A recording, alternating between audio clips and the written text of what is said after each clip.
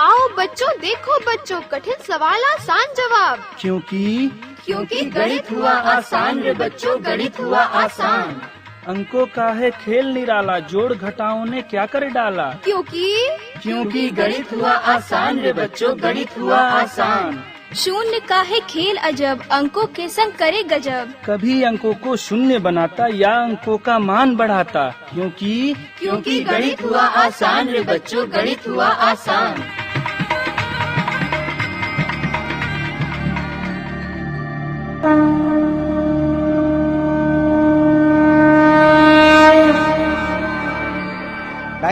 FM पर मैं हूं आपके साथ आपका दोस्त बसंत। गणित हुआ आसान के एक और अंक के साथ जुड़ चुके हैं अलवर की आवाज में।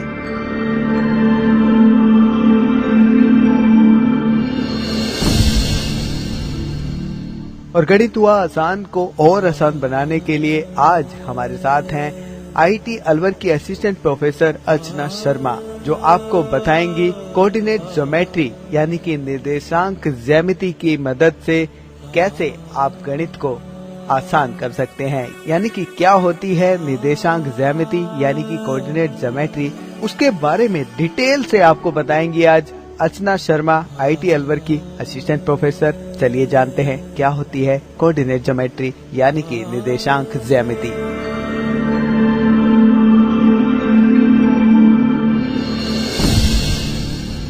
नमस्कार बच्चों, मैं अर्चना शर्मा, IIT अलवर से assistant professor, department of mathematics. तो बच्चों, जैसा कि आप पिछले अंक में बिंदुओं के निर्देशांक निर्धारित करना जान चुके हैं, आपको याद होगा किसी भी बिंदु को उसके चिन्ह अनुसार हम उसी चतुर्थांश में स्थित कर सकते हैं। चतुर्थांश यानी क्वाड्रेंट, ठीक है। हाँ, तो बच्चों थोड़ा सा गौर करेंगे।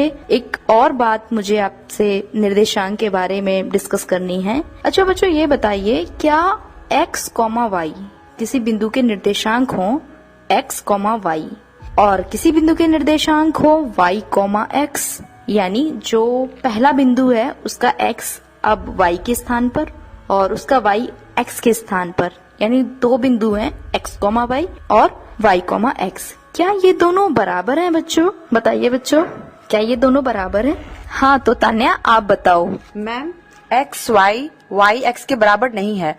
ठीक है बच्चों, बिल्कुल आपने सही कहा Tanya, x, y y x के बराबर नहीं है। ऐसा क्यों? बिल्कुल, जैसा कि अभी तान्या ने मुझसे ये सवाल किया कि मैम x, y x के बराबर नहीं है। तो चलो बच्चों, हम इसे एक उदाहरण से समझते हैं। किसी बिंदु का निर्देशांक 1, 2 यानी x की जगह 1 और y की जगह 2 है, अर्थात उस बिंदु की y अक्ष से लंबवत दूरी यानी x = 1 है तथा x अक्ष से लंबवत दूरी यानी y = 2 है। यदि हम x = 1, y = 2 को 2, 1 से प्रतिस्थापित कर दें तो अब बिंदु के निर्देशांक क्या होंगे? 2, 1। अब बिंदु की y अक्ष से लंबवत दूरी यानी x = 2 है तथा x अक्ष से लंबवत दूरी यानी y = 1 है। तो जब दोनों स्थितियों में x तथा y के मान बदल गए तो x, y तथा y, x बराबर नहीं होंगे। बच्चों, इस तथ्य से ये जो अभी आपने x, y x, इस तथ्य से आप एक टिप्पणी भी दे सकते हैं कि y, x, y के बराबर तभी होगा जब x का मान y के मान के बराबर हो। ठीक है, चलो बच्चों, इसी बात को हम थोड़ा आगे और बढ़ाते हैं। अच्छा बच्चों, एक बात बताओ, किसी बिंदु को x अक्ष पर स्थित करें तो उस बिंदु के निर्देशांक कैसे होंगे? चलिए मैं आपको बताती हूँ। x अक्ष पर हम मूल बिंदु के दाईं ओर चलें या बाईं ओर, दोनों ओर y का मान सदैव 0 होगा, क्योंकि x अक्ष पर अगर आप कोई भी y, जो x क्या होता है भुज और y क्या होता है कोटि, तो अगर आप केवल x अक्ष पर बिंदुओं को अंकित करें, ठीक है, तो भुज का मान कुछ ना कुछ जरूर आएगा जो आपकी संख्या रेखा पर स्थित होंगे। परंतु वहाँ उस संख्या रेखा पर जो x अक्ष को निर्धारित करती है, x अक्ष को बताती है, वहाँ पर y का मान सदैव 0 होगा। अतः ऐसे बिंदु जो x अक्ष पर स्थित हों, उनके निर्देशांक कोष्टक शुरू x, 0 कोष्टक बंद, यानी x, 0 टाइप के निर्देशांक बनेंगे, जिसमें x भुज का मान और 0 कोटि का मान होगा। और यदि हम x, 0 टाइप के किसी भी बिंदु को ग्राफ में निरूपित करें, कार्तीय तल में दर्शाने की कोशिश करें, तो यह कोई भी समानांतर रेखा होगी और जो y अक्ष के समांतर होगी। ठीक है, कैसी रेखा मिलेगी हमको? y अक्ष के समांतर। फॉर एग्जाम्पल, अगर मैं आपसे कहूँ 2, 0, इसमें x बराबर कितना है? 2 और y बराबर कितना है? 0। x बराबर 2, क्या बोल रही हूँ मैं बच्चों? x बराबर 2। x बराबर 2 का मतलब क्या है? किसी बिंदु की y अक्ष से लंबवत दूरी। और y बराबर 0 का मतलब क्या है? x अक्ष से उस बिंदु की लंबवत दूरी। इसका मतलब 2, 0 एक सरल रेखा होगी जो x बराबर 2 से गुजरती होगी और किसके समांतर होगी? y अक्ष के। ठीक है, इसी प्रकार किसी बिंदु को y अक्ष पर स्थित करें तो उसके निर्देशांक किस प्रकार के होंगे बच्चों? 0, y। 0, y का मतलब 0 भुज का मान और y कोटि का मान। क्योंकि जिस प्रकार आपने अभी अभी देखा कि x अक्ष पर बिंदु, अगर हमें कोई भी बिंदु x अक्ष पर प्राप्त हो रहे हैं तो वहाँ y का मान कैसा रहता था? 0। इसी प्रकार जब हम y अक्ष की बात करते हैं, अगर y अक्ष पर बिंदु प्राप्त होंगे, बिंदु की स्थिति y अक्ष पर निर्धारित होगी, तो डेफिनेटली भुज का मान कैसा होगा? 0। और जो बिंदु आप अंकित करेंगे, अगर उसे ग्राफ निरूपण करते हैं, उसका अगर हम कार्तीय तल में उसका ग्राफीय निरूपण करते हैं, तो हमें 100% एक ऐसी रेखा प्राप्त होगी जो x अक्ष के समांतर होगी। ठीक है, फॉर एग्जाम्पल, अगर मैं आपसे कहूं कि बिंदु के निर्देशांक 0, 3 हैं, तो उस सरल रेखा की जो x अक्ष के समांतर होगी, उसकी लंबवत दूरी ओरिजिन से या मूल बिंदु से कैसी होगी? 3 इकाई। ठीक है, 3 इकाई कैसी होगी? ऊपर की ओर होगी। ठीक है बच्चों, मैं एक और छोटी सी जानकारी देना चाहती हूँ जो शायद आपके बहुत काम की होगी। हाँ मैम, जल्दी बताइए। ठीक है, तो सुनो। कभी आपने ये सोचा है कि x अक्ष का समीकरण क्या होता है? नहीं मैम। रश्मि, तुम बताओ। नहीं मैम। ठीक है, तो मैं आपको बताती हूँ। अगर आप केवल x अक्ष को देखें तो वो आपको कैसी रेखा प्रतीत होती है? सरल रेखा। वेरी गुड बच्चे, क्या नाम है आपका? स्नेहा। ओके स्नेहा, x अक्ष आपको कैसा दिखता है? सरल रेखा। वेरी गुड, ठीक है। तो मैं बताती हूँ, इस सरल रेखा का समीकरण y बराबर 0 होता है। क्या होता है? y बराबर 0 होता है। ठीक है, अच्छा अब ऐसे ही रश्मि तुम बताओ, y अक्ष का समीकरण क्या होगा? x = 0। ओके, यानी x बराबर 0। अच्छा रश्मि, तुम मुझे ये बताओ, क्या y अक्ष भी सरल रेखा जैसा दिखता है? जी मैम, y अक्ष सरल रेखा जैसा दिखता है। ठीक है, तो अब हम निर्देशांक ज्यामिति के अगले टॉपिक की ओर बढ़ते हैं और अब हम सीखेंगे किन्हीं 2 बिंदुओं के जिनके निर्देशांक ज्ञात हो, उन बिंदुओं के बीच की दूरी क्या होगी, अर्थात अब दूरी सूत्र पर चर्चा करेंगे। ठीक है बच्चों, कहा जाता है इस फॉर्मूले के उद्भव के लिए, जो आपका डिस्टेंस फॉर्मूला, जिसको हम दूरी का सूत्र भी कहते हैं, हमारे गणित के 3 महान गणितज्ञों का बहुत बड़ा योगदान है। उनके नाम हैं यूक्लिड, पाइथागोरस, डेस्कार्ट्स। जैसा कि हमने अपने सबसे पहले अंक में डेस्कार्ट के बारे में थोड़ा सा जाना था, क्योंकि डेस्कार्ट को ही निर्देशांक ज्यामिति का पिता कहा जाता है। ठीक है, तो चूंकि यूक्लिड को भी ज्यामिति का पिता कहा जाता है, और आपको मैं एक बात बता दूं कि जो आपकी हाई स्कूल की ज्यामिति है, मतलब ज्यामिति के बिना शायद आपको पता है, ज्यामिति यानी ज्योमेट्री के बिना आपको पता है कि साइंस और मैथ्स शायद अधूरे हैं। आज ज्यामिति के विकास ने ही हम सबका विकास किया है। अगर ज्यामिति का अध्ययन हम लोग नहीं करेंगे तो हमें शायद किसी भी वस्तु की आकृति, उसकी शेप या उसके साइज या उसके मेजरमेंट नहीं मालूम चलेंगे। जानते हैं आप लोग? ठीक है, तो यूक्लिड ने ही ज्यामिति की स्टार्टिंग की, और चूंकि ज्यामिति के ज्यादातर प्रमेय यूक्लिड ने ही हल किए, इसलिए ज्यामिति का पूरा श्रेय यूक्लिड को ही जाता है। ठीक है, और हाई स्कूल की ज्यामिति को यूक्लिडियन ज्यामिति भी कहा जाता है। और मैं आपको बता दूं, एक छोटा सा तथ्य है यूक्लिड के बारे में। यूक्लिड के तीसरे एक्सियोम के अनुसार किसी भी वृत्त जिसका केंद्र कोई भी बिंदु हो तथा जिसकी त्रिज्या की लंबाई ज्ञात हो, वृत्त की रचना संभव है। इसका मतलब क्या हुआ कि अगर मुझे कोई वृत्त बनाना है तो मुझे वृत्त बनाने के लिए पहले मुझे त्रिज्या की जरूरत होगी।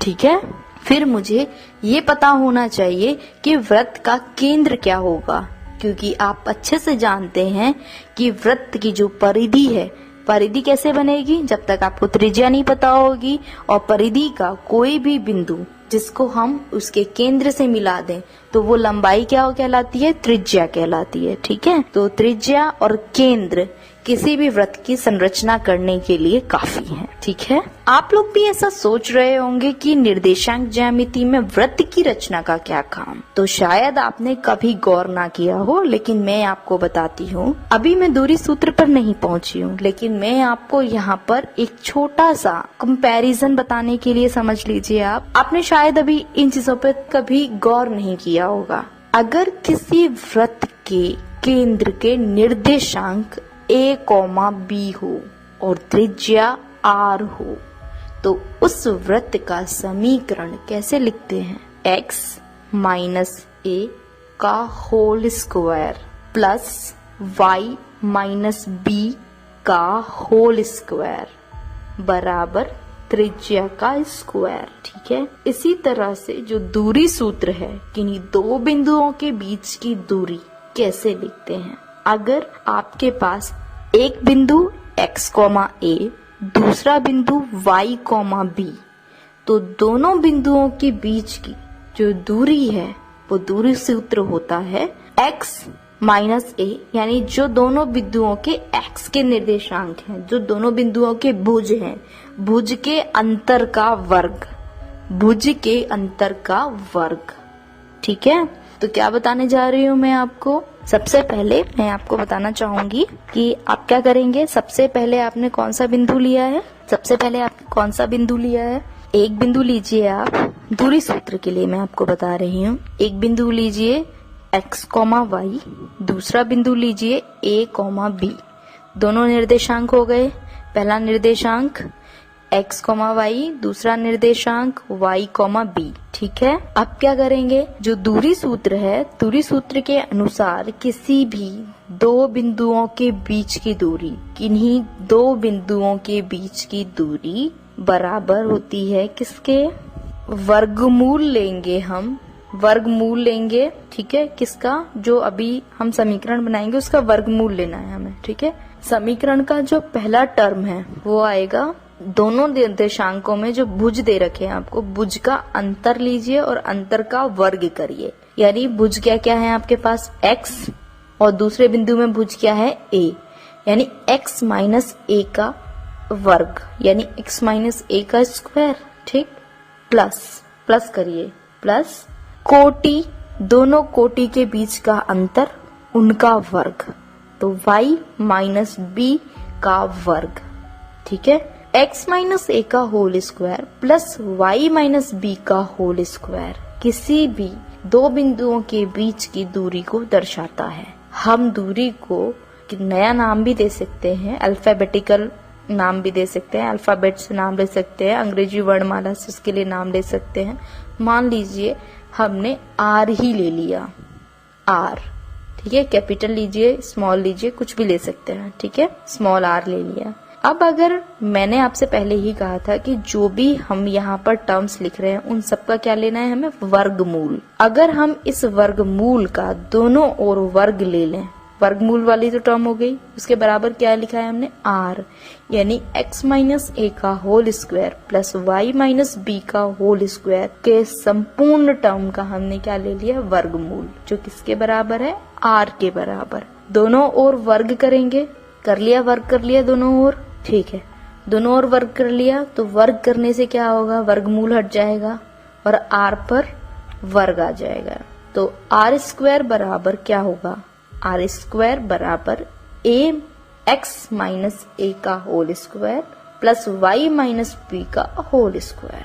क्या यह वही समीकरण नहीं है जो हम किसी वृत्त के लिए बता रहे थे, जिस वृत्त का केंद्र ए कॉमा बी और त्रिज्या आर थी? बिल्कुल सही वही समीकरण है, बिल्कुल समान समीकरण प्राप्त हो गया आपको, ठीक है।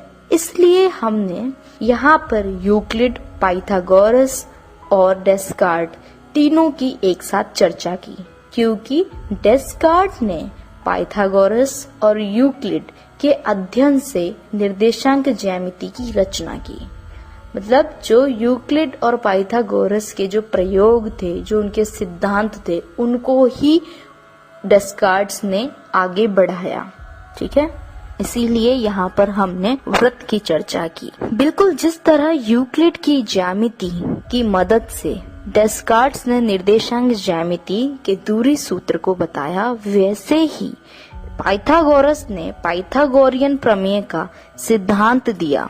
और आप मानेंगे डेस्कार्ट ने पाइथागोरस के पाइथागोरियन प्रमेय के सिद्धांत का भी उतना ही उपयोग किया जितना यूक्लिड के वृत्त नियम के लिए किया। यानी उन्होंने, जब यूक्लिड ने अपना तीसरा एक्सियोम दिया, जब तीसरा सिद्धांत उन्होंने बताया जो वृत्त की रचना के लिए, वृत्त के समीकरण के लिए था, बिल्कुल वैसे ही पाइथागोरस ने भी पाइथागोरियन प्रमेय का सिद्धांत दिया। आप सभी जानते होंगे कि पाइथागोरस प्रमेय हम सभी लोग पढ़ते हैं, 9वीं क्लास में भी आपने पाइथागोरस प्रमेय पढ़ी होगी। कैसे पढ़ी है आप लोगों ने पाइथागोरस प्रमेय, मैं बताती हूँ आपको। पाइथागोरस प्रमेय के लिए सबसे पहले क्या जरूरी है, एक त्रिभुज। कैसा त्रिभुज, समकोण त्रिभुज। समकोण त्रिभुज का मतलब ऐसा त्रिभुज जिसका एक कोण क्या होना चाहिए, समकोण, यानी 90 डिग्री का कोण बनाता हो। आप अच्छे से जानते हैं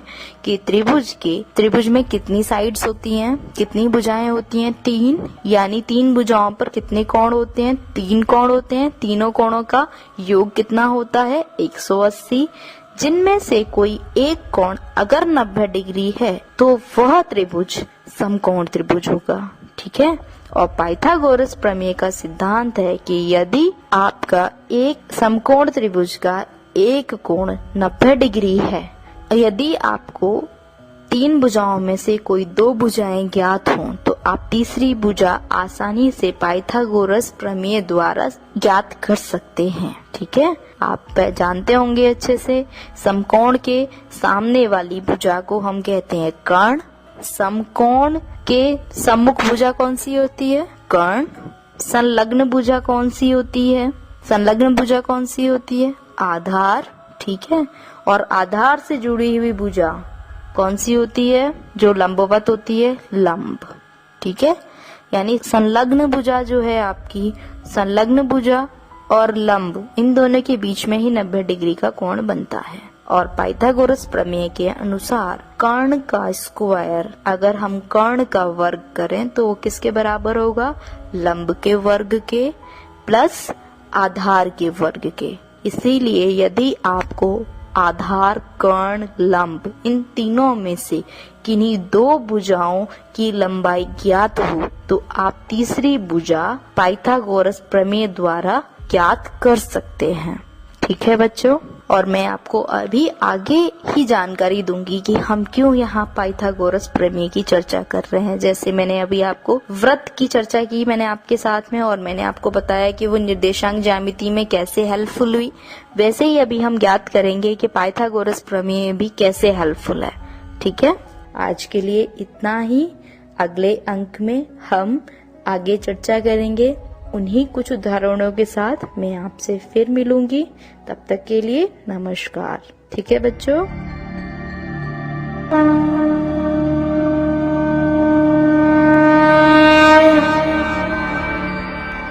तो दोस्तों, आपने जान ही लिया होगा कि निर्देशांक ज्यामिति क्या होती है, और उसको विस्तार से आपको बता रही थी आईटी अलवर की असिस्टेंट प्रोफेसर अर्चना शर्मा। और चलिए साथ ही आपको लेके चलते हैं अपने कुछ कम्युनिटी की ओर और जानते हैं उनसे उनका क्या कहना है गणित के विषय में। कितना कठिन है उनके लिए और कितना आसान हुआ उनका गणित, चलिए जानते हैं। मेरा नाम आशा शर्मा, मैं आर्य बालिका उच्च माध्यमिक विद्यालय रामगढ़ रोड गोलेटा की प्रिंसिपल। यहाँ हमारे पास 500 के करीब बच्चे हैं, जहाँ 12th क्लास तक आर्ट्स है। और यहाँ बच्चियाँ काफी दूर दूर से गाँव से भी आती हैं जो पढ़ाई में रुचि दिखाते हैं। ग्रामीण क्षेत्र होते हुए भी यहाँ बच्चियाँ काफी जागरूकता रखती हैं। मेरे भाई पहले अपनी अपनी बच्चियों को नहीं पढ़ाते थे, लेकिन अब काफी जागरूकता आ गई है शिक्षा के माध्यम से, और वो लोग अपनी बच्चियों को पढ़ने के लिए भेजते हैं। 12वीं क्लास में मेरे पास इस समय 14 बच्चियाँ मेव बच्चियाँ हैं जो पढ़ने में रुचि रखती हैं, और आगे भी यहाँ से जाने के बाद भी मेव बच्चियाँ रामगढ़ कॉलेज में, जीडी कॉलेज में अध्ययन कर रही हैं। और एक मैम, आपसे ये जानना चाहेंगे कि जैसे कि हम मैथ्स की हमारी बात चली है, हम काफी स्कूलों में विजिट भी किया है, तो मैथ्स को लेके बच्चों में एक हवा दिखाई देता है कि मैथ्स से डरते हैं बच्चे, तो वो क्या रीजन आप समझते हैं? वो ये कि शुरुआत में बच्चों में मेहनत नहीं हो पाती है। उनको सरकारी स्कूल पढ़ते हैं गाँव में, सरकारी स्कूलों में पढ़ाई करती हैं वो लोग, तो वहाँ उनको समझाया नहीं जाता है। यहाँ जैसे 4th क्लास में भी बच्चे आती हैं तो उनको हम 2 के पहाड़ी से ही पढ़ाते हैं, और इसीलिए उनमें धीरे धीरे जागरूकता बनती है, रुचि बनती है। कारण यही है कि शुरुआत में उनकी मौलिक जो नींव है वो पक्की नहीं होती है, इस वजह से बच्चे डरते हैं मैथ से, और कोई ऐसा कारण नहीं है। और एक मैम, आपसे जानना चाहेंगे कि जैसे कि हमने रेडियो के जरिए कि ये प्रोग्राम शुरू हुआ है डीएसटी यानी कि साइंस मिनिस्ट्री ने के साथ में मिलके कि भाई बच्चों को मैथ्स के प्रति जागरूक करना और मैथ्स का हुआ दूर करना है बेसिकली रेडियो से, तो ये प्रोग्राम जो हमने चलाया कि कितना लगता है कि सक्सेसफुल या कामयाब हो सकता है? बिल्कुल हो सकता है, क्योंकि बच्चे जब पढ़ेंगे उनमें जागरूकता आएगी, रेडियो के वो देखेंगे, हमारी आवाज भी आएगी इसमें, तो बच्चे ज्यादा जागरूक होंगे। पढ़ाने वाला भी ढंग से पढ़ाता है और समझने वाली बच्चियां भी ढंग से समझती हैं इससे। और एक उन पेरेंट्स के लिए क्या मैसेज देना चाहेंगे जो बच्चों को जल्दी अपने छुड़ा लेते हैं स्कूल से, या 7वीं 8वीं कराई लड़कियों को और उसके बाद छुड़ा लिया? बिल्कुल, ये मैसेज मैं जरूर देना चाहूंगी मेरे भाइयों को, ग्रामीण भाइयों को, कि अपनी बच्चियों को स्कूल ना छुड़वाएं, क्योंकि आने वाले समय में ये बच्चियां ही माताएं बनेंगी जो अपने परिवार को संभाल सकेंगी, अपने बच्चों को शिक्षा दे सकेंगी। चाहे हम सरकारी नौकरी ना करवाएं, प्राइवेट नौकरी ना करवाएं, लेकिन फिर भी अपने बच्चों को तो संभाल सकती हैं, अपने बच्चों को शिक्षा दे सकती हैं। वही बच्चियां दूध दही का भी हिसाब रखती हैं, तो उनमें भी पैसे तो गिनने ही पड़ेंगे, तो वो बच्चियां अपने आप में जागरूक रहेंगी अपने क्षेत्र के प्रति। धन्यवाद। मैं ज्ञान सिंह गुजर बख्तल की चौकी से बोल रहा हूँ। इनकी पढ़ाई बहुत अच्छी लगती है, हम हमेशा सुनते रहते हैं। हमारा जो आजकल प्रोग्राम चल रहा है गणित हुआ आसान, रेडियो अलवर की आवाज 90.8 पर, तो क्या आप सुनते हैं? बिल्कुल जी हाँ, सुनते हैं। तो कैसा लगता है आपको? अच्छा लगता है। इससे क्या आपको फायदा होगा या आपके बच्चों को फायदा होगा? बच्चों को फायदा होगा। आप अपने बख्तल वासियों को क्या मैसेज देना चाहते हैं? हम ये अच्छा प्रोग्राम देखने के लिए सबको ये बताएंगे कि अच्छा प्रोग्राम है, सुने, सबको बताएंगे। और मैसेज एजुकेशन के बारे में, पढ़ाई लिखाई के बारे में? बच्चों को फायदा होगा, क्योंकि वे सुनेंगे तो जो फायदा होगा उसको। आज हम आए हुए हैं बख्तल की चौकी पे, और यहाँ हम कुछ कम्युनिटी के मेंबर से बात करेंगे। आप बताइए अपना नाम। जी, मेरा नाम प्रेमलता है, मैं बख्तल की चौकी से बोल रही हूँ। हाँ, बख्तल की चौकी से बोल रही हैं आप। हमारा जो रेडियो अलवर की आवाज पे जो मैथ का प्रोग्राम आता है, आप सुनते हो? हाँ जी, हम भी सुनते हैं, हमारे पूरे बच्चे सुनते हैं। तो कैसा लगता है आपको प्रोग्राम? बहुत अच्छा लगता है जी। आपको क्या लगता है उस प्रोग्राम से आपके बच्चों को फायदा होगा? हाँ जी। बहुत अच्छी बात है, धन्यवाद। और आप ये बताइए कि आप इस कौम को यानी अपने बख्तल वासियों को क्या मैसेज देना चाहेंगे? मैं ये देना चाहूंगी कि सभी बच्चे सुने और पढ़ाई करें। धन्यवाद। धन्यवाद। हाँ, मैं मनोज शर्मा बख्तल की चौकी से। ये मैथ का प्रोग्राम बहुत बढ़िया लगता है। आप मैथ का प्रोग्राम सुनते हैं? हाँ, मैं मैथ का प्रोग्राम सुनता हूँ रात को 8:30 बजे। कैसा लगता है आपको मैथ का प्रोग्राम? बहुत ही बढ़िया लगता है, अच्छी अच्छी ज्ञान की बात बताते हैं इसमें। आप कौन सी क्लास के छात्र हैं? मैं 12th क्लास छात्र हूँ, लेकिन मैं अपने छोटे बहन भाइयों को इसमें कुछ सीख के थोड़ा बहुत बता सकता हूँ। बहुत अच्छे। तो कैसा लगा आपको प्रोग्राम, अच्छा लगता है ये? हाँ, बहुत ही अच्छा लगता है। हाँ जी, मेरा नाम कुंदन सिंह है और मैथ का प्रोग्राम हमें बहुत अच्छा लगता है और ये प्रोग्राम आगे भी ऐसा चलता रहे, ऐसा अच्छा प्रोग्राम है और सब्जेक्ट का भी चले तो अच्छा रहेगा। मेरा नाम पंकज कुमार, मैं बख्तर चौक पर रहता हूँ। मैथ का प्रोग्राम बहुत अच्छा लगता है, इसमें बहुत ज्ञान मिलता है, मैं हम ऐसे ही सीख सकते हैं। तो आप अपने भाइयों को, जो अपने साथी हैं, उनको क्या कहना चाहोगे? कहना चाहूंगा कि आप भी मैथ इसका प्रोग्राम देखें, बहुत अच्छा होता है। जैसे आजकल हम सुनते हैं मैथमेटिक्स एक हवा है, तो क्या इस प्रोग्राम से उस हवे को कुछ दूर किया जा सकता है? किया जा सकता है, कुछ तो ज्ञान मिलेगा इससे। Okay, thank you. Thank you. मैं सतवीर सिंह बोल रहा हूँ अल्फा क्लासेस से, और जो ये अपना मैथ का प्रोग्राम चल रहा है ये हकीकतन बच्चों के लिए बहुत बेनिफिशियल है, क्योंकि जो बच्चे होते हैं उनके टेक्निकल पॉइंट को नहीं समझ पाते हैं। मैथ के जो छोटे छोटे ट्रिक्स होते हैं वो बेसिकली प्रैक्टिकल के द्वारा समझना चाहिए। मैथ कोई रटने का सब्जेक्ट नहीं है, जब तक प्रैक्टिकल नहीं करोगे वो आपको समझ में नहीं आएगा। तो जैसे अभी हम सुनते हैं कि मैथमेटिक्स एक हवा है, मैथमेटिक्स को ज्यादातर हवा समझते हैं, तो हमारे मैथमेटिक्स का जो प्रोग्राम चल रहा है गणित हुआ आसान, उससे आपको क्या लगता है कि बच्चे कुछ उसमें फायदा होगा? क्यों नहीं, यदि बच्चे समझेंगे, एक आप किसी चीज को सुने, एक आप उसको देखें, एक आप उसको करें, ये तीनों चीज की क्रिया जब एक साथ होगी तो मैथ हकीकतन बहुत ईजी होगी। थैंक यू, धन्यवाद। मेरा नाम सचिन कुमार यादव है, मैं बख्तल की चौकी पर रहता हूँ और मैं रोज शाम को वो मैथ का प्रोग्राम सुनता हूँ, उससे मेरा बहुत बेनिफिट है। आपको बेनिफिट है उससे? Yes sir. मेरा नाम मीनाक्षी है, बख्तल की चौकी पर रहती हूँ और आपका जो रेडियो का प्रोग्राम आता है इसे हम भी सुनते हैं और हमारे बच्चे भी सुनते हैं, इससे बहुत फायदा होता है हमें। तो क्या इससे जो प्रोग्राम चल रहा है हमारा गणित हुआ आसान, इसके लिए जो आपके बच्चों को फायदा होगा और बाकी बच्चों को भी फायदा होगा? हाँ, इससे बहुत को फायदा होगा। अच्छा, तो और कोई आप मैसेज देना चाहते हो अपने बख्तल वासियों को? हाँ, खूब पढ़ो, आगे बढ़ो।